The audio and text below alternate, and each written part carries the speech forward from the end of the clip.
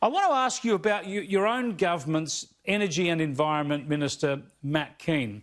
I can show you a story from December last year when there was approval for a gas import terminal in Port Kembla. Sorry, not Lakemba, Port Kembla.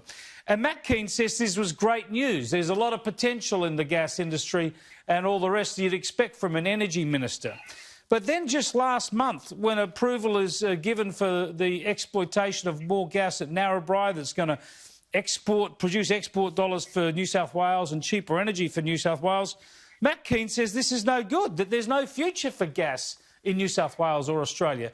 Which is it, do you think? What is your government's position? Are you in favour of gas or against it?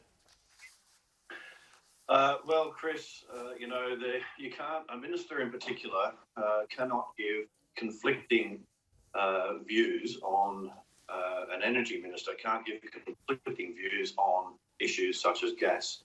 And as a government, we have a responsibility, and I would think that the energy minister should be energy agnostic when it comes to delivering for the people of New South Wales, and whether it be domestic supply and or export. We have an opportunity to export energy.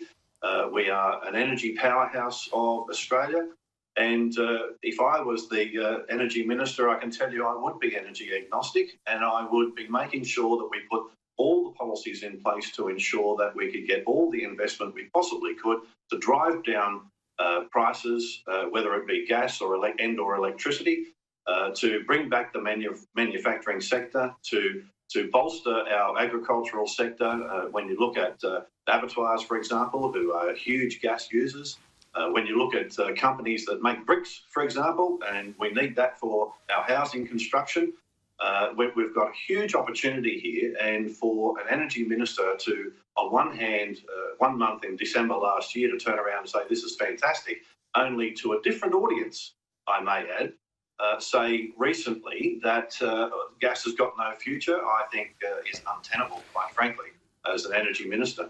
Yeah, it is bizarre. It flies in the face of what his own government and what the federal government are doing as a coalition member. And plus, look, if he's so full throttle on renewable energy, if you want lots of wind turbines and solar panels, then obviously you need gas generation there as backup.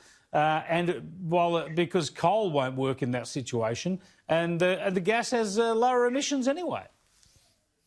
Well, it does. So, the federal government came out recently, and this is when Matt Kean made the comment to a conservation group within the Liberal Party, I believe, a group of young Liberals, and made that comment that gas has no future. Well, clearly that's in contradiction to the wider base of the Liberal Party, which I would expect.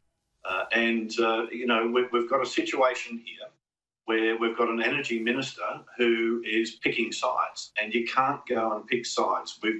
He's got a responsibility as the energy minister to deliver cheaper power, reliable power, and reliable gas and secure gas, cheaper gas, and we need to make sure that he has focus on the whole energy portfolio, not just depending on the audience that he thinks is going to like what he says. And I said it before and I'll say it again.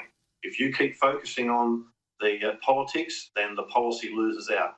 If you keep focusing on the policy, the politics will look after itself. Spot on. I think even Paul Keating, I think any side of politics can understand that. Good policy is good politics. Speaking about picking sides, let's just have a look at a couple of tweets from the Energy and Environment Minister Matt Kean last week. This one is got his fingers crossed for Donald Trump to lose the election. Now, a lot of people don't like Donald Trump, but here's a right-of-centre politician saying he wants the Green Left in America to win.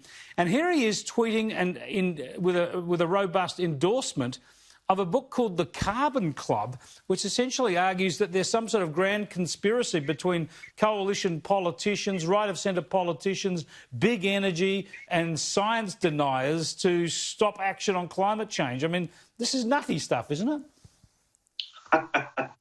Yes, it is. It is pretty nutty. And first of all, he probably shouldn't even espouse a public view on the American presidency, because he's got enough issues with his own energy portfolio and environment portfolio in New South Wales.